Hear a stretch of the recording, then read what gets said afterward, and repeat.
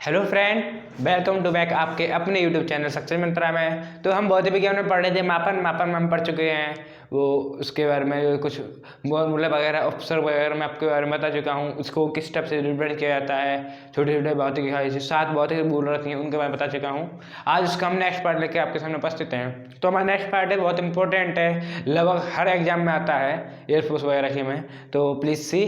तो आज हमारा है माप त्रुटि। ये त्रुटि क्या है और क्या होती है, इसके बारे में किस टाइप से निकाला जाता है, उसके बारे में हम आज पढ़ेंगे। ये लगभग हर एग्जाम में आती है दोस्तों, तो कृपया ध्यान से देखिए। सबसे पहले हम पढ़ते हैं मापन में त्रुटि। मापन में त्रुटि। तो दोस्तों सबसे पहले देखते हैं त्रुटि होती क्या है। त्रुटि होती क्या है दोस्तों, किसी पाठ्यांक की अनिश्चितता को त्रुटि कहते हैं। ये पाठ्यांक होता है। अब पाठ्यांक हम देखते हैं किसी यंत्र का आंकिक मान हो सकता है उसमें डला हुआ, जिसके हिसाब से हम उसका आंकिक मान या परीक्षा मार्क्स तक जो कह सकते हैं। तो किसी पाठ्यांक में जो अनिश्चितता होती है, मतलब कुछ ऐसा लगता है कि ऐसा भी हो सकता है, ऐसा भी हो सकता है, लगभग वाली जो मान होते हैं, उस टाइप को ही हम त्रुटि कहते हैं। किसी पाठ्यांक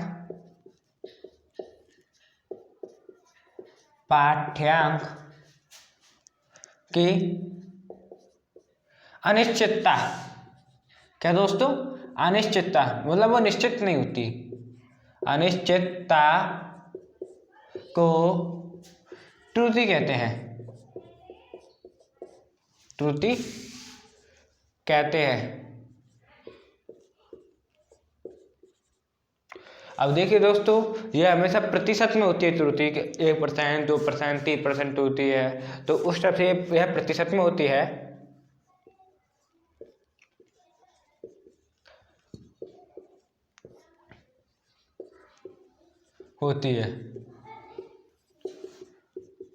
दोस्तों, यह मापन में कमी होती है या फिर कुछ होता है, या फिर यथार्थवादिता की जो कमी होती है, परीक्षण में यथार्थवादिता की जो कमी होती है, उसके कारण भी उत्पन्न होती है। और यहाँ पर मापन जो होता है, मापन थोड़ी बहुत जो गलती हो जाती है उसके कारण भी होती है। अर्थात त्रुटि किसी भी प्रयोग में को करते समय ली गई मापों में परीक्षण की त्रुटि और मापन के यंत्र की समय के कारण त्रुटि दोनों रहती है। ये मुख्यतः परीक्षण में त्रुटि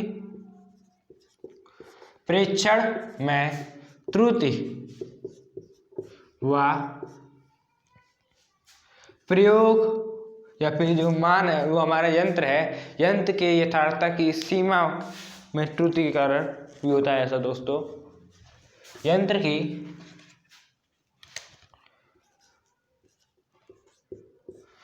यथार्थता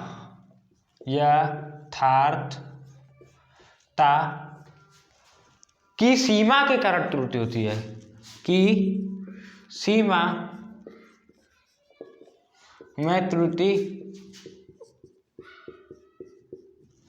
प्रेशर में त्रुटि होती है, अभी जैसे कि स्वतंत्रता की सीमा में त्रुटि के कारण, यहाँ पे हम ये भी लिख सकते हैं कि कारण त्रुटि के कारण होती है, त्रुटि होती है। अब दोस्तों एक बार फिर से देखिए आप, त्रुटि क्या होती है। और किसी भी एग्जाम में आप देखेंगे तो 1% त्रुटि, 2% त्रुटि, तो वो सब होता क्या है, तो वही मैं आपको समझाना चाहता हूँ कि किसी पाठ्यांक की अनिश्चितता को त्रुटि कहते हैं।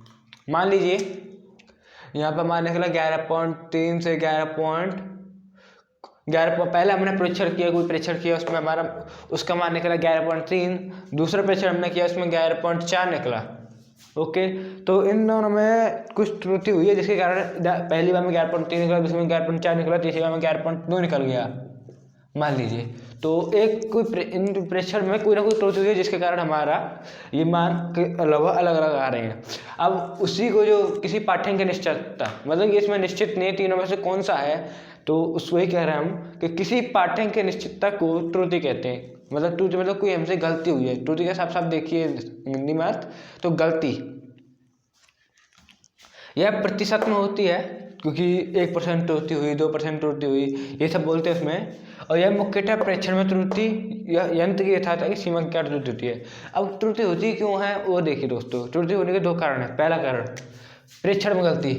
हम कोई यंत्र में परीक्षण कर रहे हैं जिसमें को मतलब फिजिक्स का संबंधित कोई परीक्षण कर रहे हैं, जैसे कि ये है, इसके संबंधित कोई परीक्षण कर रहे हैं। अब ये हल्का सा हिलेगा तो भी इसमें जो उसका आंसर हुआ, जो हम निकालना चाह रहे हैं, मान निकालना चाह रहे हैं, उसमें अंतर आएगा हल्का सा हिलने पर भी। तो वही बात चल रही है दोस्तों यहाँ पर। प्रेक्षण में त्रुटि का मतलब है कि यंत्र में हल्की सी हिलावट, हल्का सा हिलावापन के कारण प्रेक्षण में त्रुटि होती है। और दूसरा है दोस्तों यंत्र की यथार्थता। यंत्र की यथार्थता का मतलब है कि यंत्र में थोड़ी बहुत यंत्र में कमी है, तो यंत्र बार बार अलग अलग टाइप के मान दे रहा है। पहली बार में कुछ दूसरा दिया, अगली बार में कुछ अलग दे दिया, तो वही कहते हैं यंत्र की यथार्थता की त्रुटि। ये 2 होते हैं दोस्तों। तो दोस्तों मैंने आपको बताया कि त्रुटि 2 टाइप से होती है। पहले परीक्षण के कारण, जो हमारा प्रयोग कर रहे हैं उसके कारण प्रयोग में हमसे कुछ गलती हो जाती है, वो हमारे ऊपर डिपेंड होती है। और दूसरा वो यंत्र के कारण होती है, वो यंत्र में गलती है उसके कारण। Please note down. अब इसका हम नेक्स्ट पार्ट करेंगे कि त्रुटि कैसे नापी जाती है, कैसे इनका संयोग किया जाता है, तो उसी के बारे में मैं अगले आपको बताने जा रहा हूँ।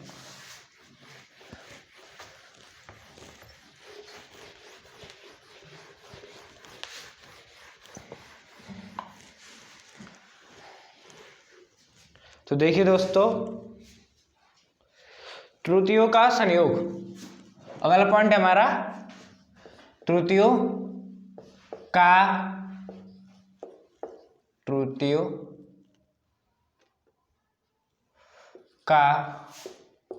संयोग।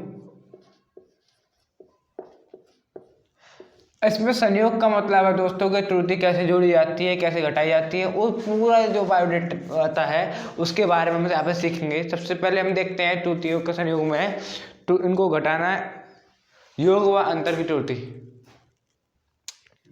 तो सबसे पहला पॉइंट है दोस्तों यहाँ पे योग व अंतर की त्रुटि। योग व अंतर की त्रुटि।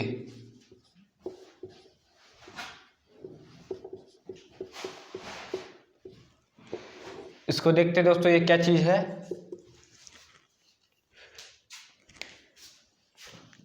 इसको इंग्लिश में कहते हैं error in sum and difference. हमने माना x बराबर a प्लस माइनस बी। जो x है हमारा वो a को प्लस करने पे, या फिर x बराबर a माइनस बी या x बराबर a प्लस बी। तो फिर पुनः माना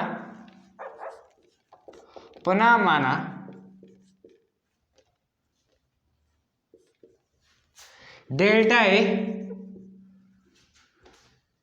ए में परम त्रुटि है, ए के प्रेक्षण या मान जो भी कह सकते हैं हम, वो डेल्टा ए के मापन में परम त्रुटि है, मापन में त्रुटि है। डेल्टा बी, इसका अगला पॉइंट है डेल्टा बी के मापन में त्रुटि है, मापन में त्रुटि है।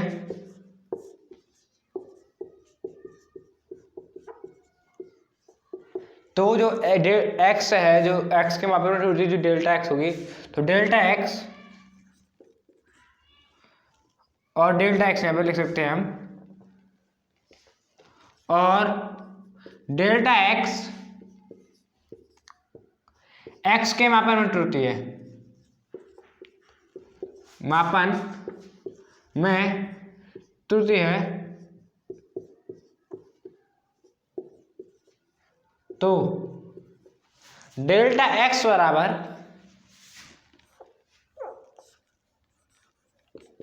Delta a plus minus delta b। Okay friends, इसमें देखिए डेल्टा x बराबर डेल्टा a, और यहाँ पे हमारा जो a में त्रुटि है वो प्लस में भी हो सकती है, माइनस में भी हो सकती है, इसीलिए डेल्टा एक्स बराबर plus minus delta a plus minus delta B.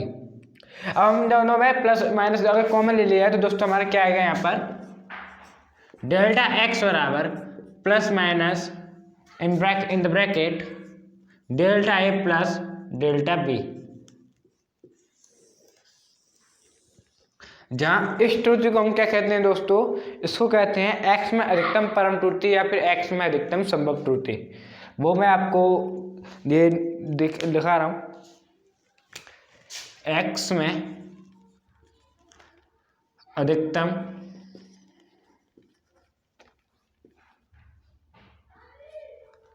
परम त्रुटि। तो प्लीज नोट कर लीजिए दोस्तों, हम उम्मीद है आपने नोट कर लिया होगा।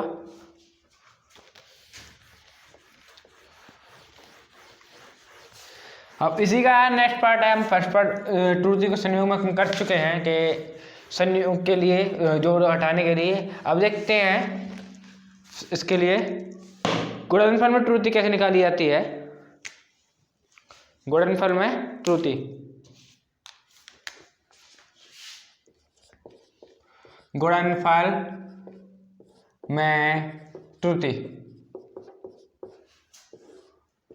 दोस्तों आपने देखा था, हमने वहां पर गुणनफल यहाँ पर जो हमारा है वहां पर हमने जोड़े घटाने के लिए एक्स बराबर ए प्लस माइनस बी लिखा था।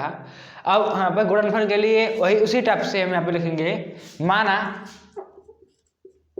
एक्स बराबर ए बी, जिस टाइप से वो था इसी टाइप से यहाँ पे ये होगा।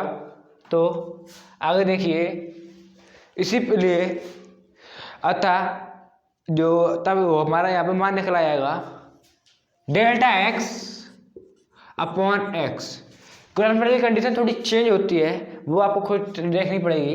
Delta x upon x is equal to delta A upon A plus minus delta B upon b. यहाँ पर इस पर भी प्लस माइनस लगा होता है दोस्तों।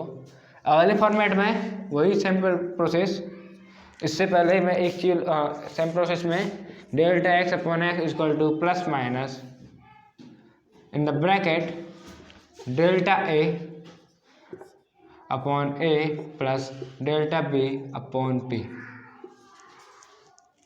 तो दोस्तों हम देख रहे हैं गुणनफल की त्रुटि में यही होता है दोस्तों। इसी प्रकार भागफल में त्रुटि होती है, उसको देखिए, भागफल में त्रुटि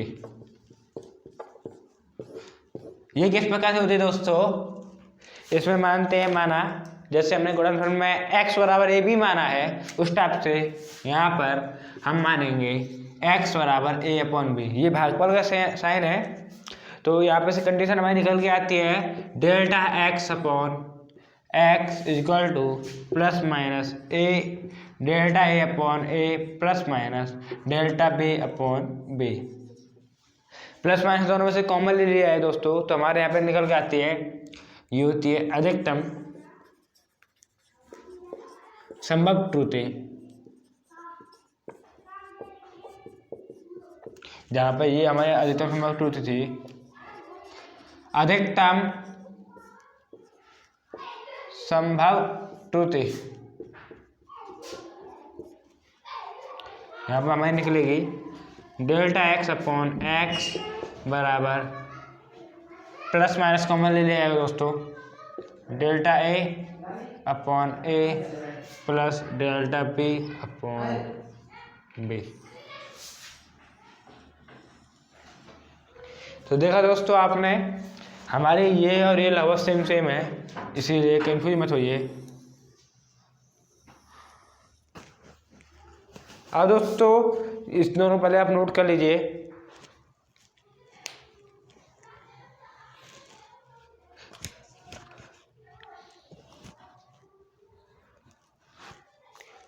हम उम्मीद है आपने नोट कर लिया होगा दोस्तों। अब इसका नेक्स्ट पार्ट देखते हैं त्रुटि व संयोग का। हम अभी तक आपको 3 करा चुके हैं, पहला जोड़ घटाने में, दूसरा गुणनफल में, तीसरा भागफल में। अब इसका नेक्स्ट पार्ट है घातों के राशि को किसी घात तक चढ़ाने में त्रुटि। क्या दोस्तों, राशि को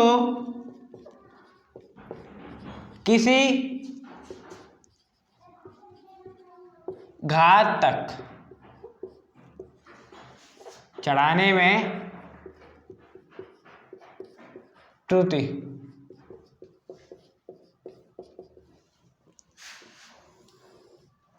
ओके फ्रेंड्स, सो घात के रूप में हम कैसे लिखेंगे, सबसे पहले उसको देखिए। माना x बराबर e की घात m अपॉन b की घात n। ओके फ्रेंड, x बराबर e की घात m अपॉन b की घात n। तो इसको कैसे सॉल्व किया जाता है दोस्तों, वो देखिए। तब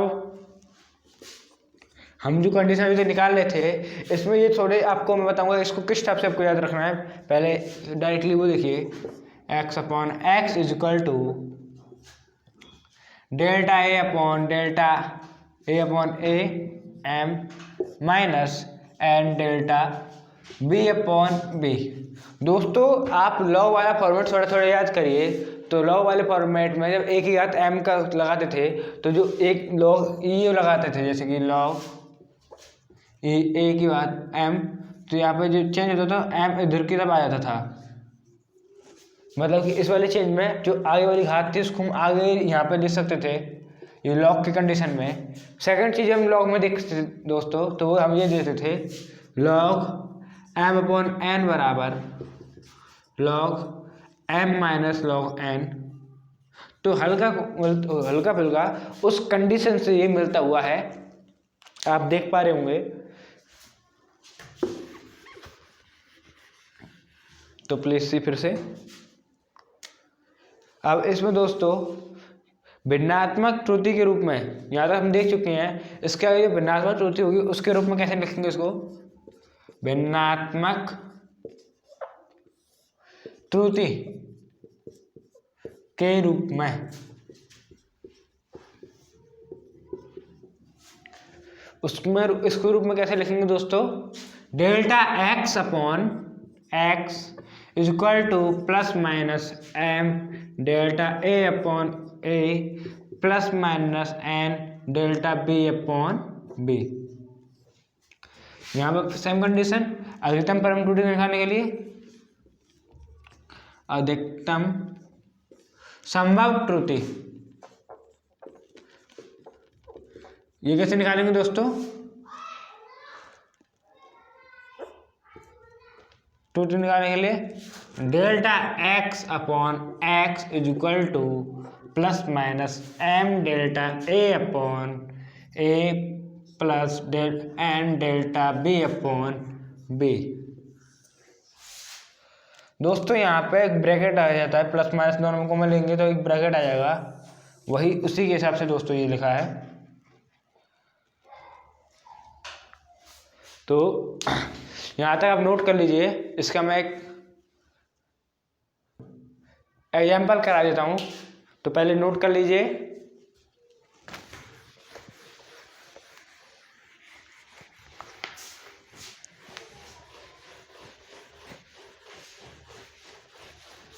तो सबसे पहले दोस्तों मैं आपको इसका एग्जाम्पल क्या है वो बोलता हूँ मैं, तो सुनिए जरा ध्यान से। एक घन का घनत्व इसके द्रव्यमान तथा इसकी भुजाओं की लंबाई से मापा जाता है। यदि द्रव्यमान और लंबाई के मापन में त्रुटियां क्रमशः 4% व 3% हैं, तब घनत्व के मापन में कुल त्रुटि कितनी होगी। तो सबसे पहले हम एक घन बना लेते हैं। आप चाहें तो दोबारा से वीडियो देख के आप क्वेश्चन को दोबारा से सुन सकते हैं। ये घन है,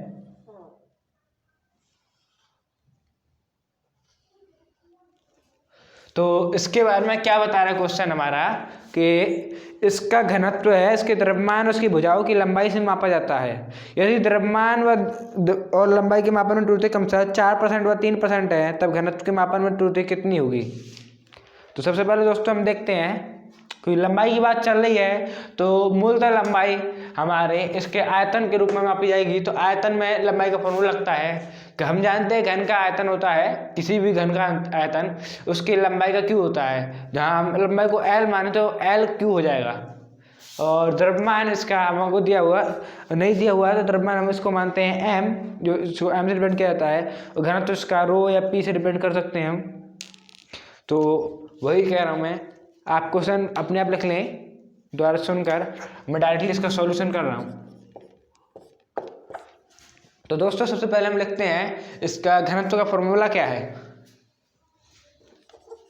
घनत्व रो लिख सकते हैं, रो बराबर द्रव्यमान अपॉन आयतन। हम जानते हैं इसका आयतन होता है L क्यू, मतलब कि भुजा क्यू।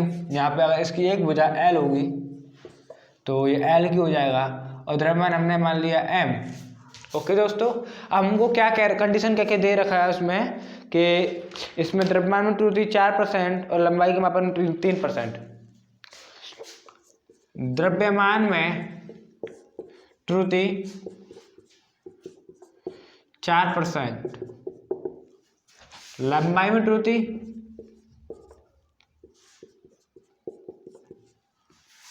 3%। अब देखिए दोस्तों, तो इसका परसेंट निकालने के लिए हम जानते हैं डेल्टा पी भी लिख सकते हैं इसको, जो हमारा था रो की जगह हम पी लिख दें ज़्यादा बेटर लगेगा। Delta P upon P into 100। दोस्तों यहाँ पे जो हमने 100 का गुणा किया है, इसको प्रतिशत में व्यक्त करने के लिए किया है, equal to delta m upon m, delta m upon m into 100 plus 3 delta l upon l into 100। अब आप कहेंगे 3 का गुणा क्यों है, क्योंकि दोस्तों हम जानते हैं घनाभ है, घनाभ में जो एल क्यू आ रही है, ये क्यू की पावर में मैंने जो फॉर्मूला बताया था घातांक वाले में, तो ये आगे आ जाती है, जो क्यू पावर होगी वो आगे आ जाएगी। इसी प्रकार से ये 3 पहले आगे आ गई है। और आगे देखिए सॉल्व करते हैं इस क्वेश्चन को। तो इसको हमारे जो आने, ये तो p% निकला आया, जब निकालना चाह रहे हैं घनत्व त्रुटि, घनत्व में त्रुटि, इसको हमने मान लिया p% से व्यक्त किया, तो हमारी ये आ चुकी है 4%। हम ऊपर देखें द्रव्यमान में त्रुटि 4% प्लस 3 इंटू 3%। 3% हमने ऐसे लिया, इक्वल टू 4 + 9 इक्वल टू 30%। ये हमारा आंसर है दोस्तों, इस क्वेश्चन का आंसर। तो हमको उम्मीद है दोस्तों आपको वीडियो पसंद आई होगी। वीडियो पसंद आए तो लाइक करें, कमेंट करें, जैसे शेयर करें अपने दोस्तों के साथ, और वीडियो को सब्सक्राइब करके बेल आइकन जरूर दबाएं। मिलते हैं आपसे नेक्स्ट वीडियो में, तब तक के लिए धन्यवाद।